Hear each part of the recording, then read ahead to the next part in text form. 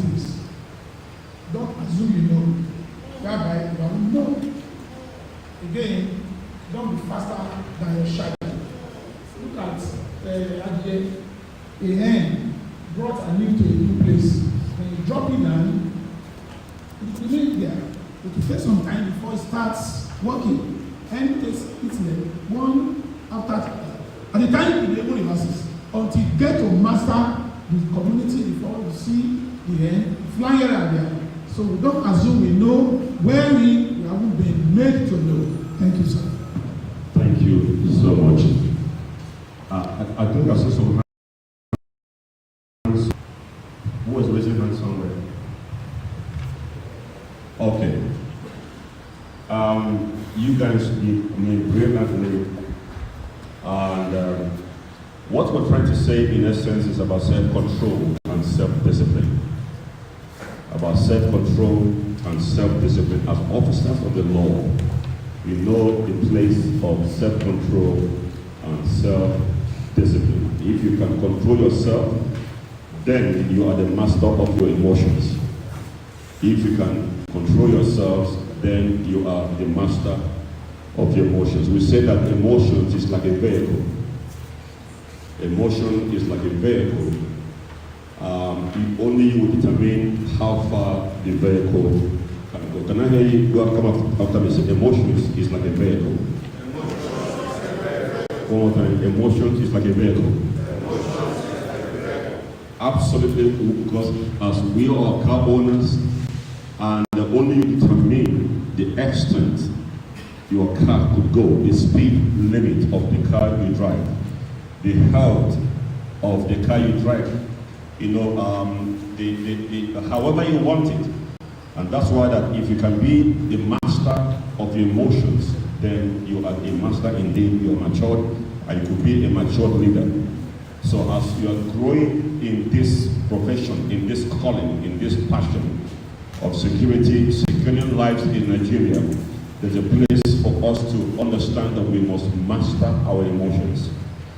One of the challenges we have in police force is officers not knowing how to control their emotions.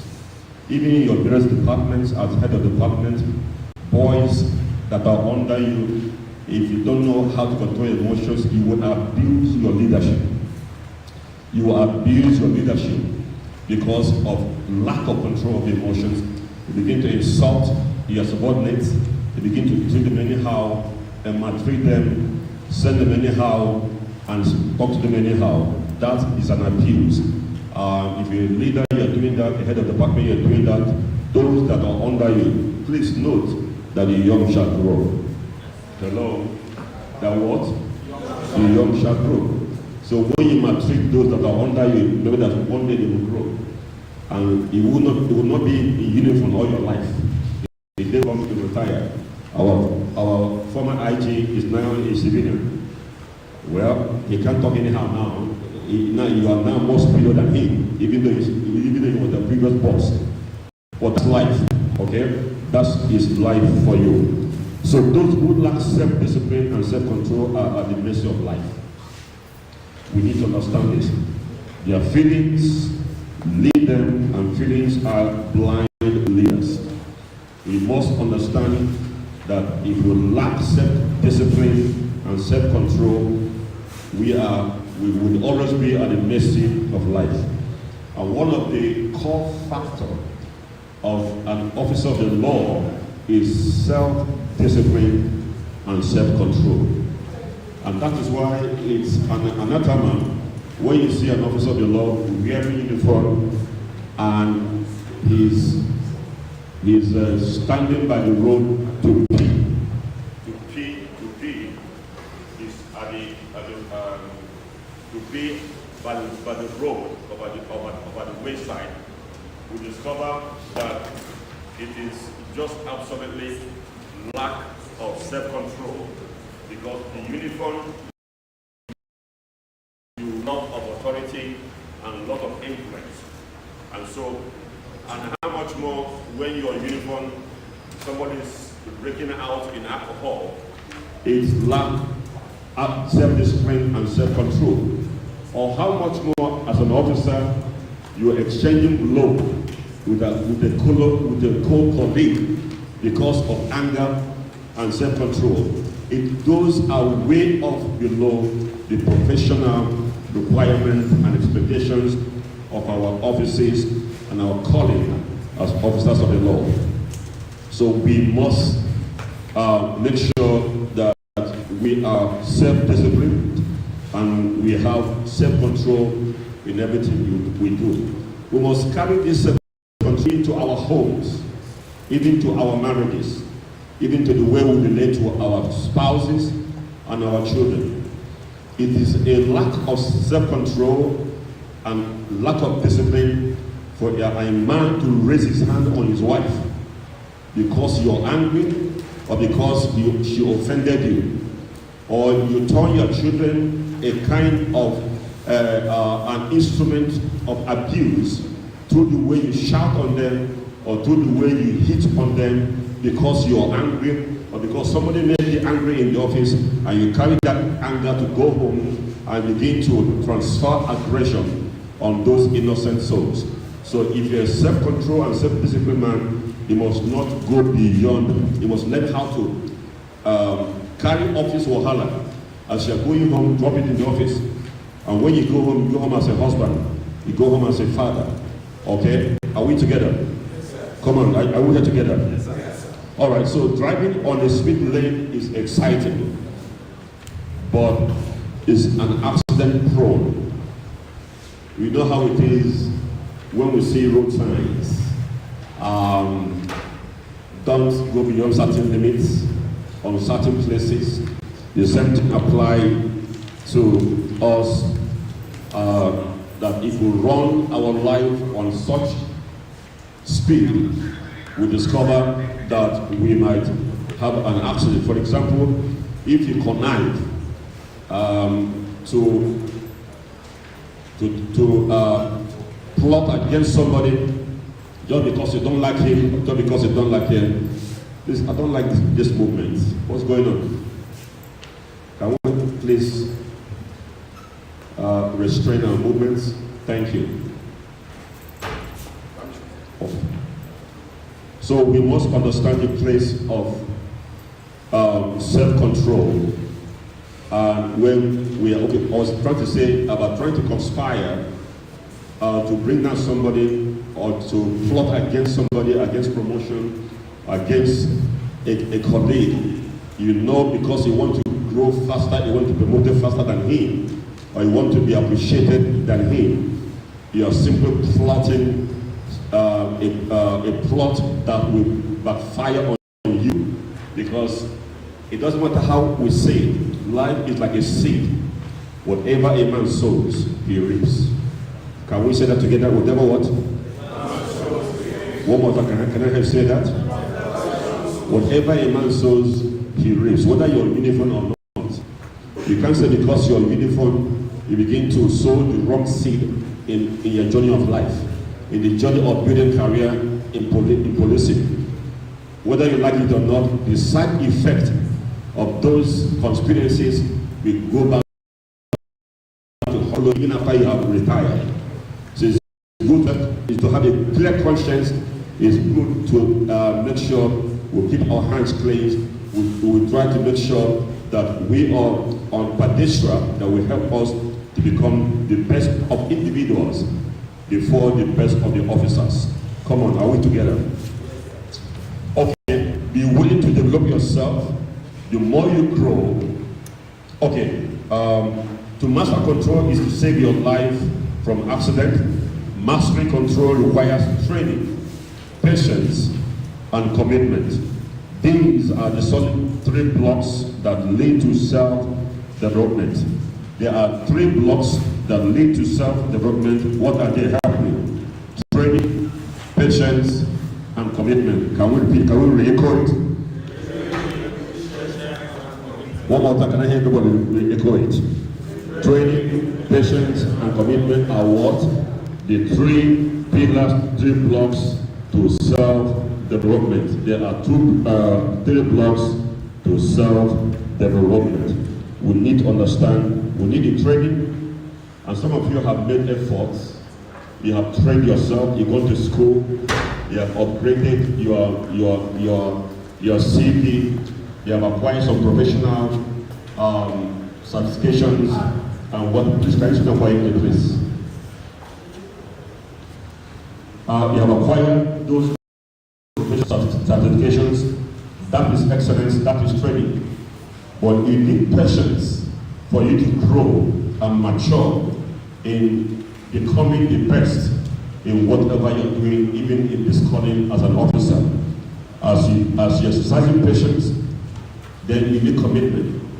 In the area of patience, you must know that life is a process. Can I say that together? Life is what? One more time, what do we say? Life is a process. Even in the growth of in your career as a professional officer of the law, life is a process.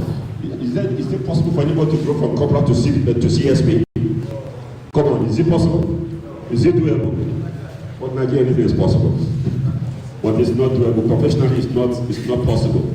So that is why we need patience to grow in the ranks before you can get to certain position that you're desiring or you're praying and hoping or dreaming to have.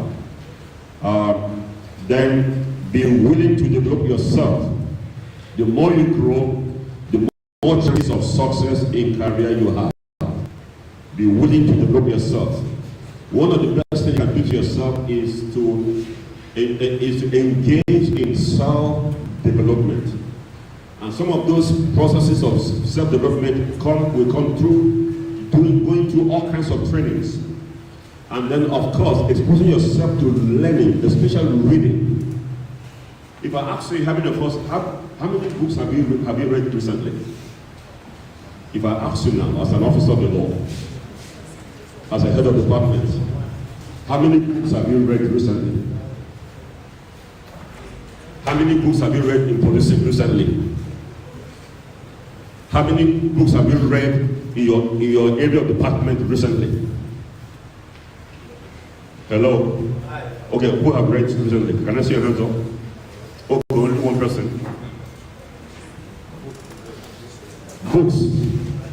So it's really important we understand that in the course of doing that, it is good that it's part of self. Because the more you grow, the more chances of success in career. If you enter Nigerian police as a cadet or with a BS certificate, it will be an error. It will be an error if after 5 years you are still carrying the same certification of your BSc. It will be an error. It will be an error if after 10 years you are still bearing one certification. It will be an error. So when you are clamoring or desiring for promotion or for increase to become the best of an officer, what effort are you making as an individual? In self-development, in studying, in making research, in building up your academic laurels that can position you to be spotted out and be promoted or be transferred or be used. Because the more you grow, the more chances of success in career definitely you will have.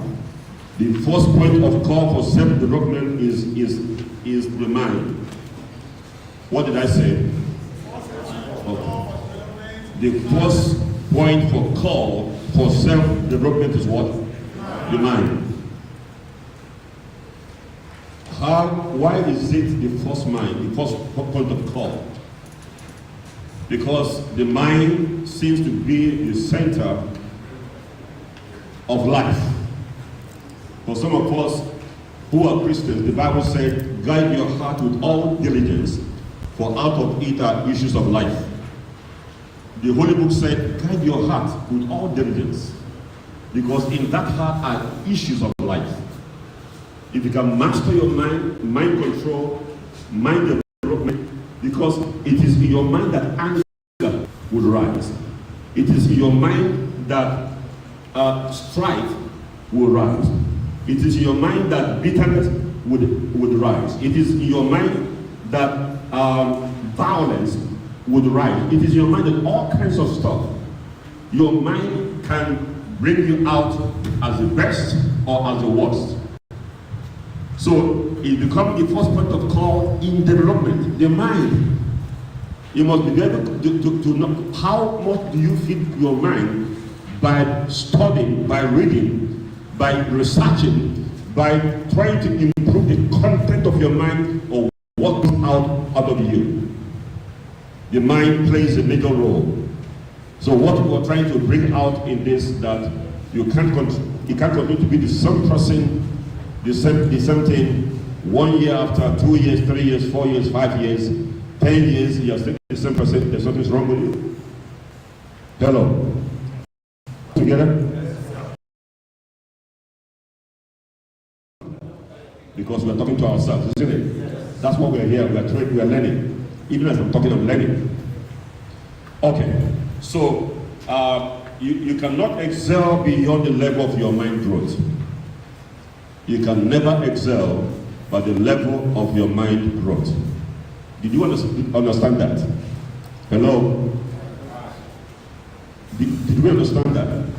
That we can never excel beyond the level of our mind growth. You are as tall as your mind. So we need to understand, we need to make an effort, bring self-discipline and consistency. Can I hear the word? I want to be intentional. I will be intentional in developing my mind. It's about decision, personal decision, and you must decide that this, you must make an effort to develop your mind, because it is said that you are as tall as your mind. Big mind offers you better understanding of life, people, and issues. It helps you to make sound judgment and clear thinking with accurate perception. That's when your mind is fully developed and you have made an effort to invest in developing your mind. You can be able to have a better understanding of life, a better understanding of people, and a better understanding of issues or situations as they bring it on your table. But if your mind is not developed, if it's still the way it was 10 years ago or 5 years ago, you discover that even in judgment, you will always see yourself being flawed. Because your accuracy in perceptions, your accuracy in analyzing situations or people or situations will be so low that your sense of judgment will be negatively be presented, and it begins to manifest in the way you conclude on issues or matters or handle issues as they come on your table. And so for you to be above some certain reasoning or certain way of doing things, then you must be matured. You must have built up your mind, develop your mind, grow your mind, and make sure that you're ready to offer some matured sense of judgment when issues arises.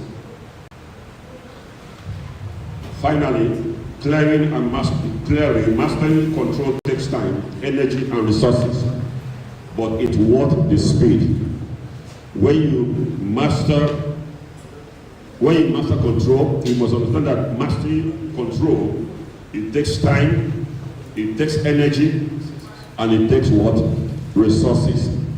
It will, when you want, if you take time to, in spite of all these distractions, the social media, our telephones, you can be able to discipline yourself to keep it aside for a while, and then take time to think, reason, read, absorb, retain, accept some certain information that will equip your mind to become a better person that can stand you out in making judgment as it concerns the work you've been given or the head or the department that you are in charge.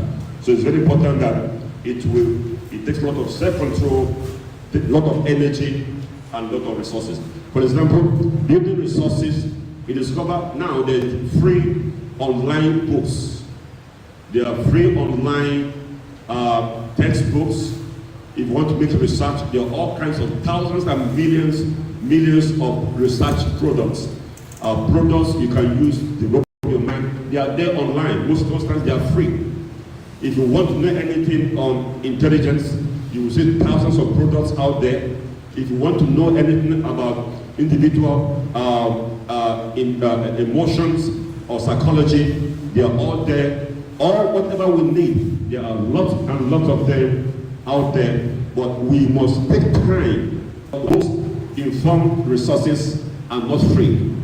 Somebody made effort to develop it. And so for you to get the best of the best in those resources, you must learn how to spend your money to buy those things.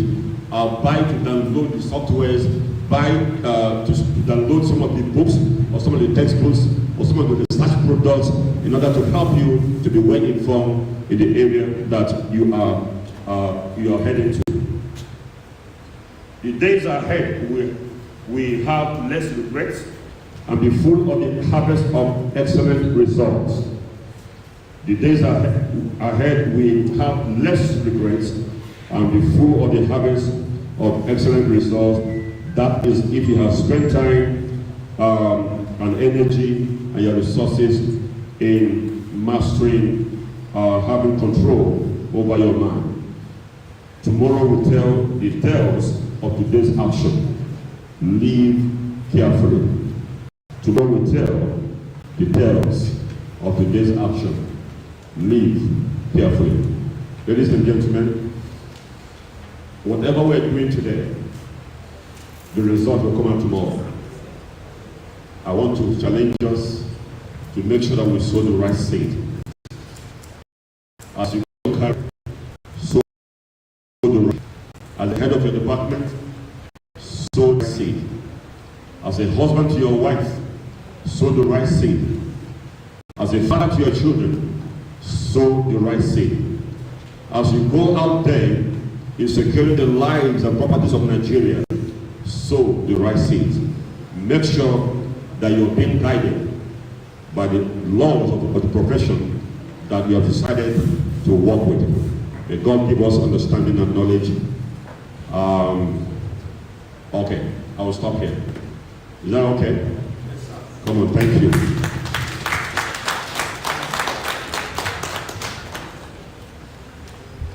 Okay. All right, I will invite the next resource person to take us on the real emotional intelligence, focusing on personality types. Ladies and gentlemen, please can we put our hands to Mrs. FIDEL on the microphone, please. Thank you. Good morning, officers. I'm delighted to be here again to interact with us. I pray also that this session of the training will be beneficial to us all. It will not be a waste of time and waste of effort. Okay, so we go into emotional intelligence. We just do an introduction of emotional intelligence. Emotional intelligence is a soft skill. It's a soft skill because it's not as tangible as skills like making hair, tailoring, mechanic. All those ones are tangible, you can see them, but this one is a soft skill. It has to do with the mind. It helps, it trains the mind. We just talked about the mind, training your mind, developing your mind, expanding the capacity of the mind. So emotional intelligence is that training that helps the mind. It trains your mind to understand yourself. First of all, to understand yourself, you need to know yourself. Know the things about you, your strengths, your weaknesses, your capabilities, your weak point, the part of you where you are leaking, where someone good, I am kind, I am intelligent, but that but is where you are leaking. And if you don't know it, you will not even be able to do something about it. And then you find out that those bots will be spoiling things, bringing disadvantages here and there. So emotional intelligence is that training that helps you. It trains your mind to understand yourself and be able to manage yourself. If you can't manage yourself, you can't manage others successfully. You cannot even manage your work successfully. You will try, but you just find out that some things are just getting out of your hands. You just find out you are trying, but some things are just spoiling. So you need to know yourself, know your capacity, know your capabilities, know your weaknesses, you know your selling points, and then you know the things that you are not good at, so that you don't knowingly throw yourself in that zone where you know you are not good at, and then there you expose your incapabilities. But when you know that, okay, this I can do, but this one I cannot do, and you can outsource, or you can throw yourself out into developing yourself and training, because you know, in this area I am not good. I don't know how many times I will train for me to know how to sing. I don't know how to sing. I don't have the voice. And I cannot just take up maybe they come, they say they want someone who can come. I'm a Christian, so you can come and lead praise and worship in one place. And I raise my hand. I know it. Except there is no other way, there is no other person, and someone has to do it.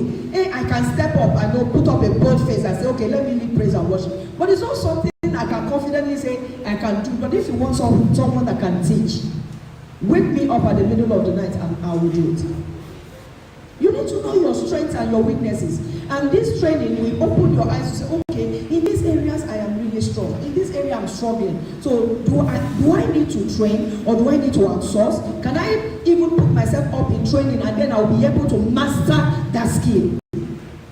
So when you know yourself, then you develop the capacity to manage yourself. And that's when you will stand on a better foundation to know other people. You need to know the people that are working with you. Emotional intelligence will open your mind to know, why does this person always behave like this? Why does this person always talk like this? You'll be able to know people. And when you know them, it will be easier for you to master them, to manage them. Then as a leader, when you are given an assignment, you know this one can handle this. And then you ask that person to take up that responsibility. This one cannot handle this. You find a way to bring that person out of that place, no matter how the person is pushing. Because you know that if you put that assignment or task in the hand or the control of that person will mess everything up.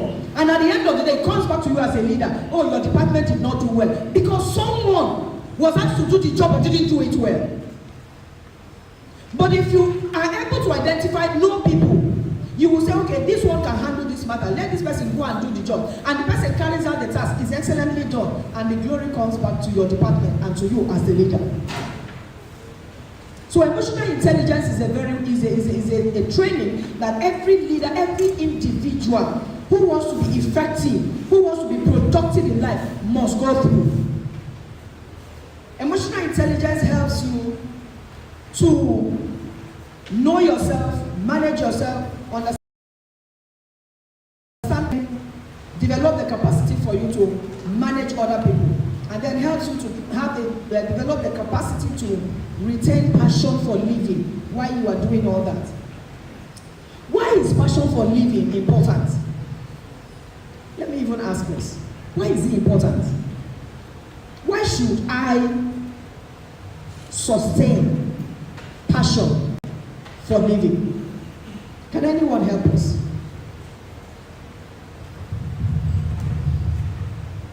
Does anybody know why? Why should we sustain passion for living? Okay, sir.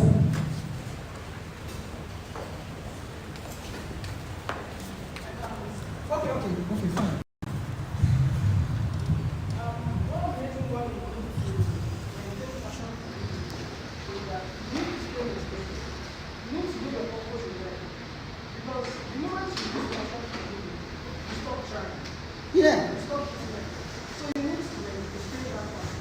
The moment you lose passion for living, you stop trying. I like that. And you stop trying, you have started dying. When you lose your passion for living, nothing moves you anymore. You're not interested in anything. You will just be satisfied with one level. You won't grow, you won't make effort. And the extreme is someone thinking of suicide. The people who want to commit suicide, they lost their passion for living. To them, there's no way forward. What is even the purpose of trying? Why should I wake up every day and come to work? Why should I go for this training? You just stay in one place. You lose it. You lose it. Once you lose your passion for living, you have started dying slowly. Retaining passion for living is crucial for you to keep moving. Things are hard. Challenges. You have the challenges. You have challenges of your career. It's not as easy as it looks when you wear your uniform and you come out. But why should you continue? Is that passion? So, emotional intelligence not only helps you to know yourself, manage yourself. So I want to say something. Go ahead, sir. Permit me to let me react to this question you just raised. Okay. Don't you think generally somebody can lose passion for living? Don't you think, or don't we all think that someone can lose passion for living? Temporarily, yes. That's discouragement. Yes, discouragement. It comes. Thank you, ma'am.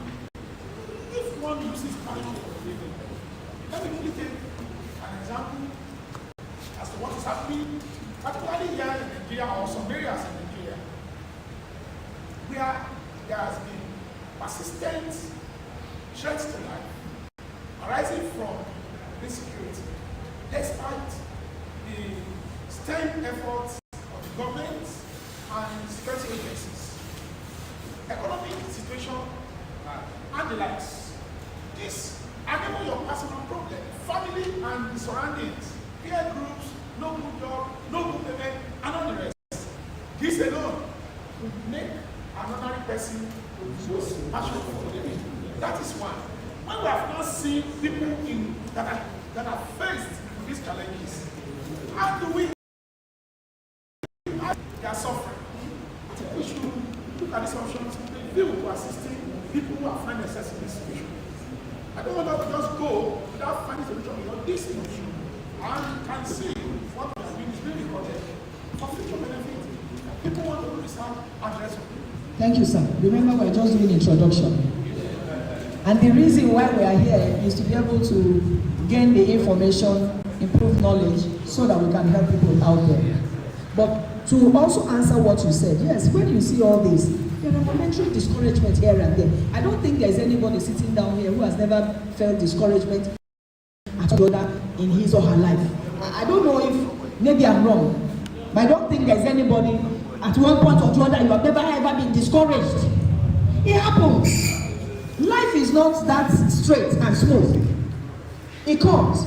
But in all of the insecurities that we're experiencing, bad news here and there, issue of economy not being the way it's supposed to be, challenges and all of that, we're still here. No, sir. No. When you lose it completely, you will not be here, sir. You won't be here. You might wake up dragging yourself. You might wake up hissing, complaining, grumbling. You might wake up doing that. You might be late at work. You might wake up. You might come to work frowning. You might come to work shouting at everybody around you, but you are still here. Which means there is still a light of hope in you that tomorrow will be well. When we are talking about people losing passion for living, it's those who have completely lost it. The light has gone off. So if you meet them, go to psychiatric hospital, you see some of them. And then some of them have died. Suicide. You won't be here. And the reason why this training, we are going through this training, is to keep the fire burning. It doesn't mean that tomorrow we wake up, everything is perfect and everything is moving smoothly. No. but we'll keep the fire burning. That's what life is all about. And then we can tell others, even me, oh, it's not that easy for me, but I'm still here, so hang in there. And that's the way forward, hang in there. All right. So, emotional intelligence is a soft skill that trains you on how to know yourself, manage yourself, know other people, be able to manage them effectively, and still remain self-motivated. So, from this definition, we see that emotional intelligence has 5 distinct parts. Number 1 is self-awareness. That is to know yourself. Self-awareness. Number 2 is self-management, managing yourself. Number 3 is empathy, being able to understand other people and connect to their emotional or connect to their differences. And number 4 is relationship management, to manage people around you. And then the 5th one is self-motivation. These are the 5 arms of emotional intelligence. Okay, let's go to page 3. Effective policing. How do we bring this emotional intelligence into your career? To improve your career. So from the definition of emotional intelligence, the second arm is self-management. We are just picking a topic under that self-management. We are talking about self-improvement. Self-improvement. In this training, we are focusing on the second arm of emotional intelligence. Part of self-management is self-improvement or self-development.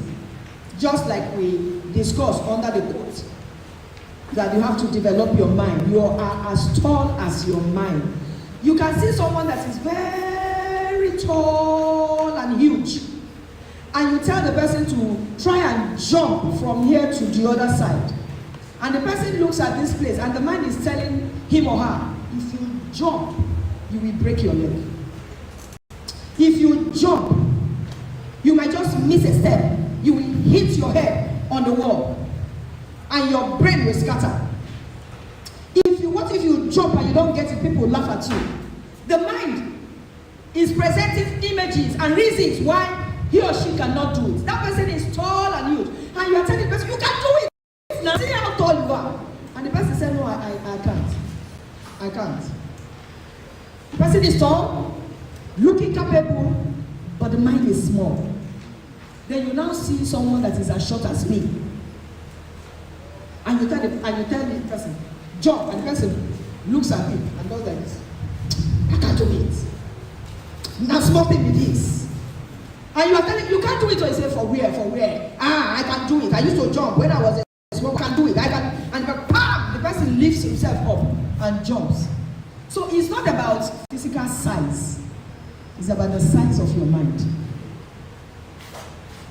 Self-development is about you developing your mind and increasing the capacity of your mind. Having the mind, that mind that tells you that no matter how hard it is, I'm not going to stop. I will make it. No matter, even if you are threatening the person and the person is looking into your eyes and saying, if you like, let fire come out of your life, out of your eyes. I'm not afraid of you. It's the mind. It's about self-development. And then you find someone and you say, oh, and the person runs away and starts crying. Try this with children who come from different homes. A home where the people in that home keeps pumping confidence in the child. Keeps telling the person, you are good enough. Oh, you are not ugly. Who says you are ugly? You are beautiful. You are handsome. You are intelligent. You are a good boy. You are a good girl. You can do it. You can make it. There is no impossibility. You keep pumping confidence in them. Go to nursery school, you will find them. Bring that child and bring the other one where everybody is telling you, oh, not to idiot, move on there. See you, coconut heads. You cannot do anything right. There is no, just get out of this place. And if you want to talk, they say, shut up, keep quiet. What do you know? Bring them and line them up and start talking to them. You don't have to identify the one whose mind is a small child, but the mind is as big as a giant. And the one whose mind has shrunk because the people keeps putting him down or putting her down. That one will not be able, even if they are teaching them subjects, their brain capacity will be small, because in their mind they feel they cannot do it. I cannot understand it. As the teacher is teaching, he's bouncing out. Because to even sit down and have the calm mind to listen and then assimilate and retain, it's not there. I'm telling us that success in life has a lot to do with the state of your mind. Because it is that state of the mind that will tell you, I just cannot remain here. I need to move forward. What can I do? And they say training. And you see, people whose mind are developed, they are futuristic. They don't just live for today. They think of tomorrow. They think of how tomorrow can be better than today. When I looked around and I found I was able to analyze truthfully where I'm coming from.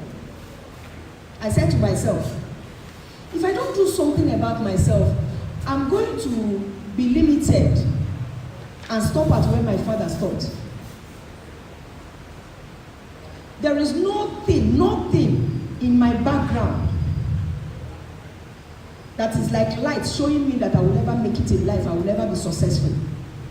Nothing. The foundation where I'm coming from. The reason why I hate alcohol, I hate it with all my soul. It's not because of what the doctor said or what the Bible is saying. I hate alcohol because of the damage it did to my father. I don't want to see it. Even if they say, drink this alcohol, will give you millions of dollars, I won't touch it. I hate alcohol. Because out of frustration, this man was drinking and drinking and drinking and drinking and drinking. I would keep telling him, stop it, stop it. By the time he finally stopped and decided to, put his life together, that alcohol had damaged his liver, damaged everything about him. And before we could say that, he died. And I said to myself, I have to do something about the way I think and the way I see things.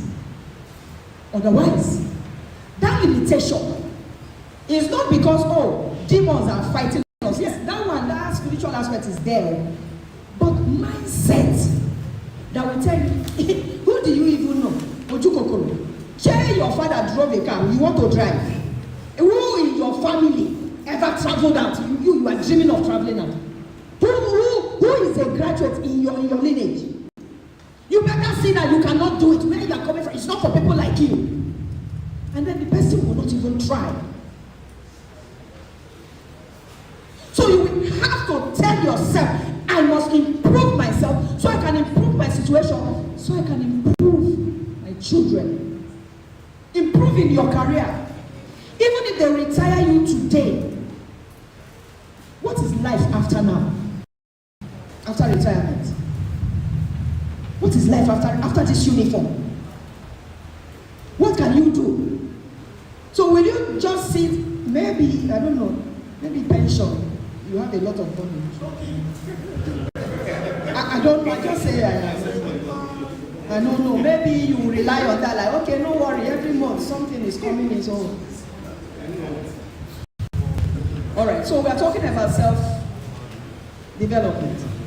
To be effective and productive in your career or any other aspects of your life, you need to improve yourself. I want us to say, I need to improve myself. I need to improve myself. See, for as long as you are living, don't say I'm too old. No. Don't say I'm too old. Oh, I'm 50. Oh, I'm 60. So there's nothing. There's nothing I can do. Let my children. You still need to grow. You still need to improve yourself. So you have to improve yourself. Your personal growth increases your chances of success in your career and in your life. I know that there are some officers of the law, even though they are doing their job diligently and sincerely, they have different dreams. Things you desire, you would have been doing. And you Who say you can't do them after you put down this uniform? I don't know if it is allowed to work in the police force and still do other things. It's not allowed. Or unless family. But who said you cannot still put the dream alive? You're not going to work for life. I don't know the number of years you need to work for you to retire. Okay, let's assume you get to 60 and God has designed that you will live for 90 years.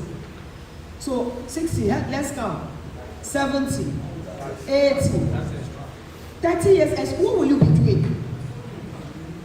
You just sleep, wake up in the morning, you stay at the balcony and look at people who are passing by. You go to farm. But do you know, even at farming, you can still train and learn how to do improved farming. So that by the time you now get into that farming, you will no longer be a local farming, you just want to feed your family. Mechanize and you commercialize it. Because you have to train, you have to develop for you to even know how to do better than the farmers who have been there. What will be the difference between you who have gone out on the city, you have studied, you have degrees? What is the difference between your own farming and the one who never went to primary school? Except to improve. Sir? But do you know, sir, you can start with that money. Hi, we have an expert here. He's coming, don't worry. He's coming. His own training. We are going to learn these questions. He's coming. He's an expert. Let's continue. All right. The king makes the kingdom. Who you are is what we create. You cannot excel beyond your personal growth. The larger, higher, and bigger you grow, your chances of achieving success in life. There are many ways you can improve yourself. And in this class, today, we are still coming back, I think, next week. But for today, we are going to discuss a few ways. The first one is learning different personality types. Now, this is the different 10 personality types that we developed by ourselves, not that is in the internet. You know yourself, and to know yourself means to understand yourself. Part of the ways to understand yourself is to study the different personality types and their behavioral differences. In that way, you will get to understand why you act the way you do, why you think the way you do, and also be able to manage the negative aspects of your personality in order to apply the best practices in your career. Because this will help you. The essence is to help you to improve in your career. People are wired differently. And you see, you bring your different personality type in your job. Because the king makes a kingdom. Who you are is what you reflect. You reflect your personality in your job, in the way you do your job, in the way you relate with people, in the way you make assess things in your career, and the way you make decisions in your career. But when you decision-making capacity will increase. So let's study the 10 personality types. The first one is the work-friendly. The people who are work-friendly, they are focused and serious. They are serious-minded, they are detailed, they are organized, and they have a sense of duty. One who is work-friendly, when you give the person a task, there is a task before that person. The person will give himself or herself in carrying out that task to the fullest. Nothing else matters until the job is done. They don't partner with laziness. And they don't do things haphazardly. Get it done. Finish it. Then they can relax and play. But once there is job to be done, the work-friendly does not pay attention to every other thing, frivolities and all the rest. And if you are the work-friendly and you are put in a team with people, for instance, and adventurous, it will be difficult to work together. Why? Because the work-friendly is focused and serious-minded. The adventurous wants to move around. wants to travel from place to place, there will be difficulty in working together. So if you are the work friendly, you must know how ask yourself, how am I going to engage these different people with their different personality types for us to work together and get the job done? How do you know if you are the work friendly? They have brain power. Their sense of duty is very high. They are focused in their assignments and they are not thinking of any other thing except the job is done. Number 2 personality type, the adventurers. I just mentioned the adventurers. The adventurers are highly curious and they like moving from place to place. They are easily bored. Sitting down in one place, one spot, like the checking files is not their thing. They will fall sick. And if you force them to stay there, then they will create problem for others. Because before you know it, they move from their table, they go to another place. They say, hi, how are you? They just like moving around, talking to you, and they're distracting other people. You say, you are too noisy. They can't stay in one place because they are not wired to stay in one place. The best thing you can do for the adventurers is to give them an assignment that will move them maybe from Surulere to Lagos Island, from Lagos Island they go to Ibadan. Let them just be traveling. They are good at that. The work friendly is not good at traveling. They don't like moving around. And the adventurers their attention span is very small because they can't focus for too long. But if it is something that will move them, even if it is internally, move them from one department to another department, it's okay. As long as they are moving, they have strength in their power, they have power in their leg. They just want to move. The work friendly has power in the brain. They focus to do their job. The job that the adventurers can do is the job of moving from place to place. Number 3, the deep thinkers. These ones, their mind is deep. Oh. If you see a deep thinker, no, don't look at the face.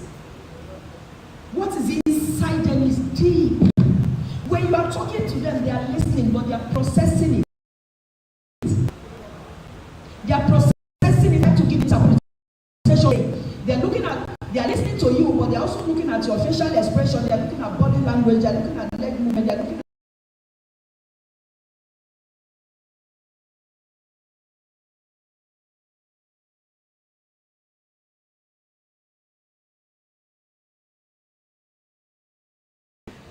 and what they will do because they already know what they will do with you. Deep thinkers are not surface.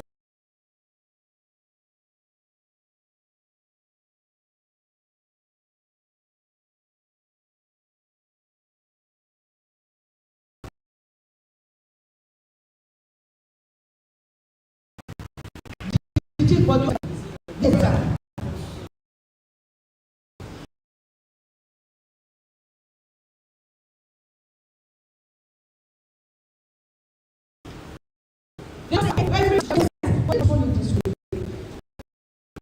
Is it going to move?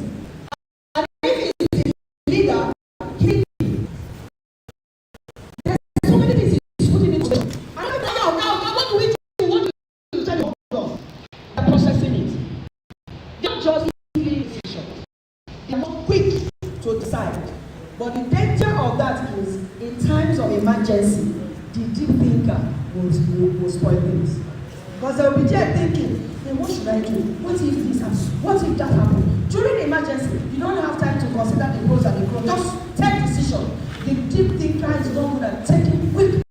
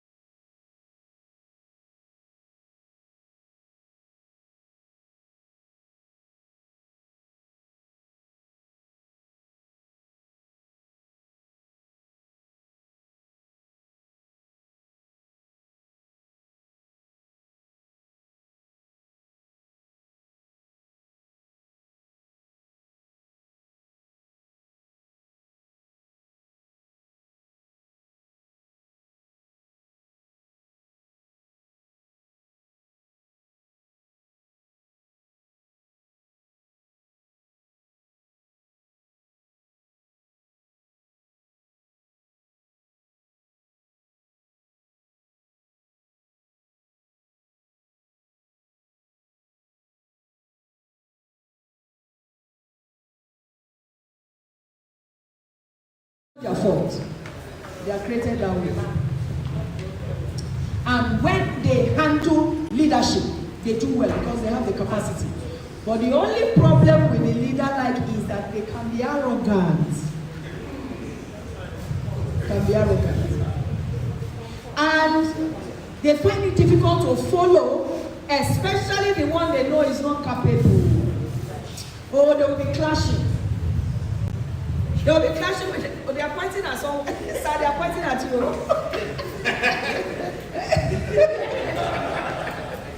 They will just be clashing with an incapable leader. Like, no, can't you see? This thing is not going to work. Let's do it like this. And the person is saying, no, hold on. Oh, their body will be biting them. Like, what's wrong? Who even gave you leadership? Who wants you to come and lead? When you know you can't think well. That's the only, they have that disadvantage. The leader like possess power of appearance.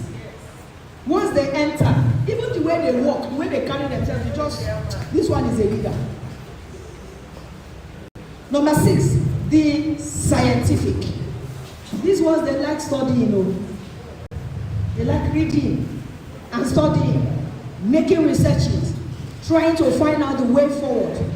So you know them by their intellectual power. Because there's someone who is a scientific. You can take away the phone, it's okay. They can read. And even if they have their phone, they are not wasting their time checking Instagram and Facebook and knowing what is going on, all the gossip that is going around. They are studying, trying to know things. They always want to know, always want to upgrade. If you see them as young people, when other children are playing around, jumping up and down, they are in one place reading. And anywhere they go and they see any leaflet or anything, they pick it. They want to read. That curiosity to know what is inside, what are they saying, is there. It's not their fault they are created that way. Number 7, the fixers. These fixers, they are curious. They like solving puzzles. They have power, finger power. They like fixing things.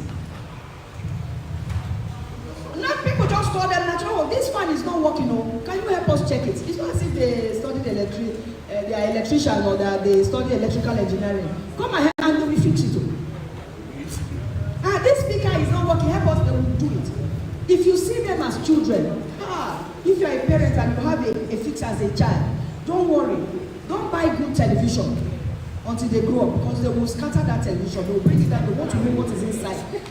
They just, your remote control, they will open it. They want to see what is inside and they want to put it together. Oh, I have a child like that. Her hand, oh my goodness. Anything, come and, if this one is not working, come and see it. The one that she cannot fix, we cannot go out. We'll call the experts to come and fix it. The problem with the fixers is with the same hand they used to fix. They'll use that hand to spoil. So they have finger power. Number 8, personality type, the nurturer. This one seems to be like the good personality type, so to say, but I have a problem with this personality type, I will tell you. The nurturer is very kind. Very kind. Carries people's, pays attention to the nurturer. We know that today you are not looking good though. Is anything the matter? They are very loving. They are people oriented. They pay attention to people more. But the problem with the nurturer is the nurturer dies in silence. He goes about taking care of every other person. Nobody takes care of him. The nurturer is satisfied by, oh, thank you. If not that you helped me, that job would have been done. The fact that you have appreciated them is okay. They're satisfied. But after they have shown love, they have shown kindness, and people don't appreciate them, the nurturer will die inside. Because they get their satisfaction by appreciation. And they see themselves, through the eyes of people. So as a nurturer, if people tell you, what's wrong with you? Why did you do that thing yesterday? It's because of you that this job did not go well. The nurturer's day is messed up. The nurturer will now sit down and be calculating, what did I do? Maybe it's the way I walked. What did I not do? I should have done, I shouldn't have. Because feedback is what feeds them. If it's a positive feedback, they are full and satisfied. If it's a negative feedback, they shrink and die inside. So, the survival of the nurturer is dependent on people, and that's wrong. Because human beings can be wicked. Human beings can be wicked. If you are depending on them to survive, you won't know when they pull out, when you need them the most, and then you fall. The nurturer is tender. The nurturer is kind. The nurturer is loving. But the nurturer can still die by people. So if you are a nurturer here, and in fact, when a nurturer is showing love, for instance, now I'm a nurturer, and I come to you, sir. I've noticed that you are sweating, and I bring handkerchief and give you. And you look at the handkerchief and say, oh, no, thank you, I'm okay. Nicely. Truly, you don't want it. But you see that thing you rejected is a problem for me. Every day I'll come and say, did I do anything wrong? I gave you a handkerchief. You did not. Did anybody say something about me? The nurturer will not be satisfied with the fact that you rejected their help. The nurturer wants you to always receive that love, receive the help. If their help is rejected, they also reject themselves. So it's not a really wonderful personality type, except you work on yourself. To know that, yes, people can receive your love, but people can also reject it. And if they reject it, clean up that love, take it. There is someone else that needs it. Don't die because someone rejected you. A nurturer must know how to manage himself or manage herself in order to be effective and efficient in life and in career. All right. The ninth one, the encourager. Just like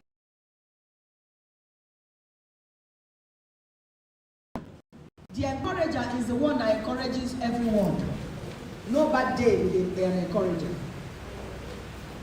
An encourager is full of hope.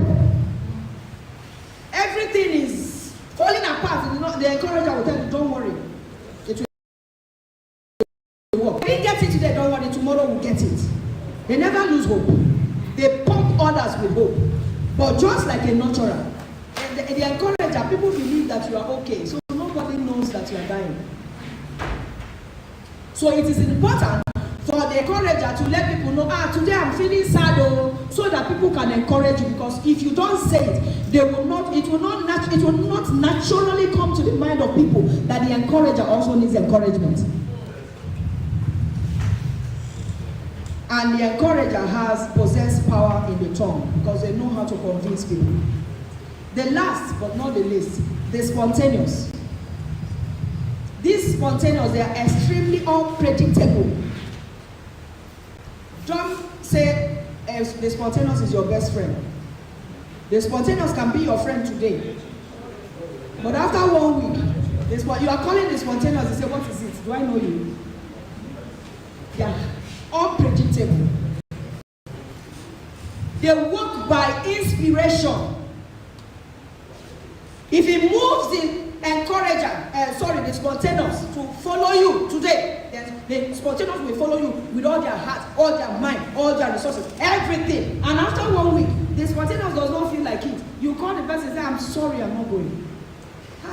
Should be last week you were. It was as if without me you cannot. No, the spontaneous are very, very unpredictable. But they have high level of intuition. Only that you will not know.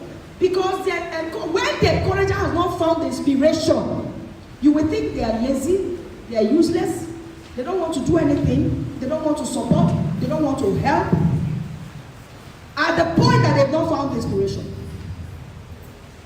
But once that inspiration comes, you will know that the spontaneous, they are highly capable. Highly capable. That thing you'll be telling them, why don't you do it? Do it. up, and they don't stop until they finish. It doesn't matter how long it takes or whatever it will cost them. The only thing is, we don't know when the spontaneous will receive the inspiration. But if the inspiration is not there, you are just dragging that person like a dead horse. So they can be grumpy and sluggish, but highly skillful. And that skill will manifest when they have inspiration. So these are the 10 personality types that we have. After you have listened to all these, we have, if you turn to page 7, please help us write. What do you think is your own personality type? And why do you think so? That's why we were pointing out the greatest strength. Yes, sir.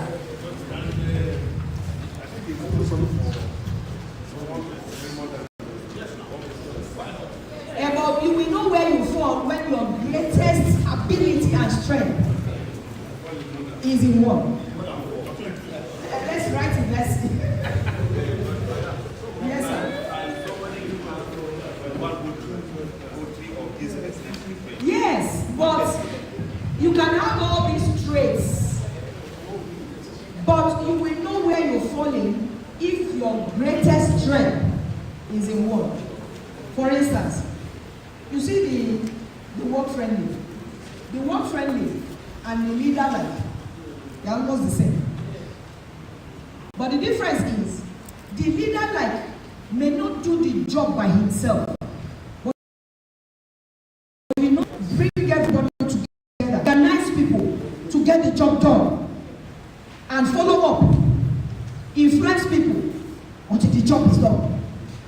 But the work-friendly is organizing people, but he's doing the job. He's also involved. So just write the traits that you have, and write the one you think is your personality type. Let's write. Where is it? Then in 2 minutes.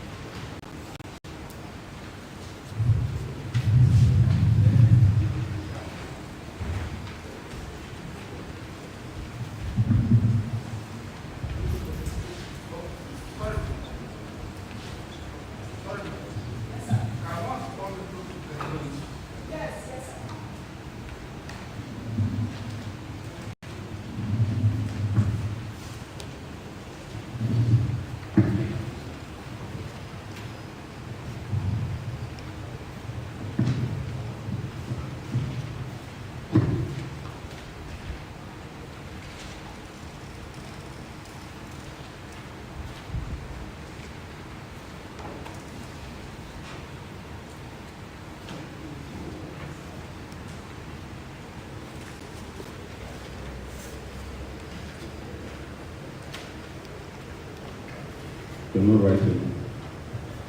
Some of you are not writing. Say write.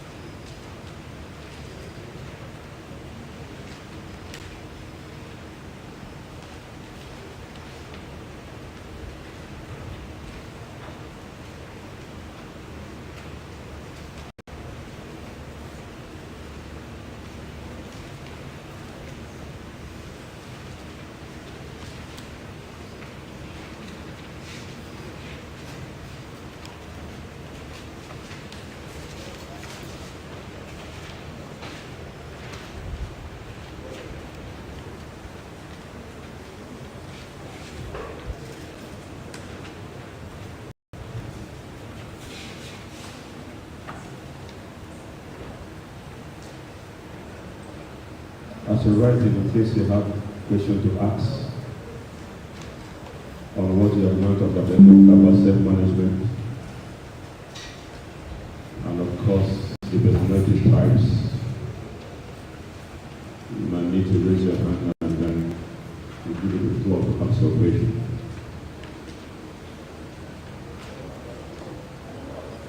You know, sometimes I am a little concerned about the laxity of our leaders. Ordinarily, with emotional intelligence, people pay for it to be trained about it. Corporate organizations or companies pay as much as 185,000 naira per person. Emotional intelligence, we're going to give it free, or here we're giving it free to officers. And we're expected to assume more people. So let's take it serious because it will add value to your professional disposition as an officer of the law, as a senior officer, as a leader of your department or team. It will come handy as you grow your career as a police officer.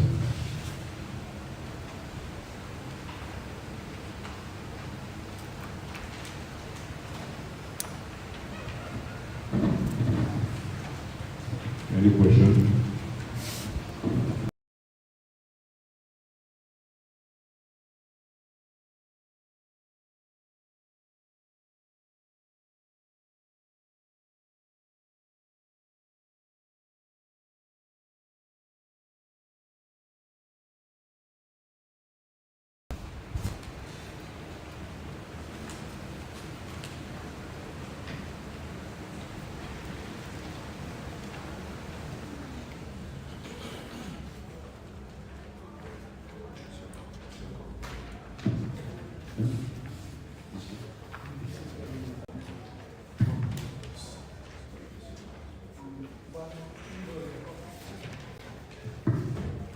All right. Also, some of us are fasting as Muslims. It's okay. We will not take too much of your time. If you are done, or do you have any question? If you don't have any question, we can go on 10 minutes break. Stretch your leg and come back. We'll take the final lecture on executive evaluation. That'll be more technical when we come back. So I'll give you 10 minutes. 10 minutes is 10 minutes. Go step out, stretch your leg, and then come back. Is that okay? That is if you're done writing. Remember, what's your time? This is almost 11:30, so we're coming back 11:40.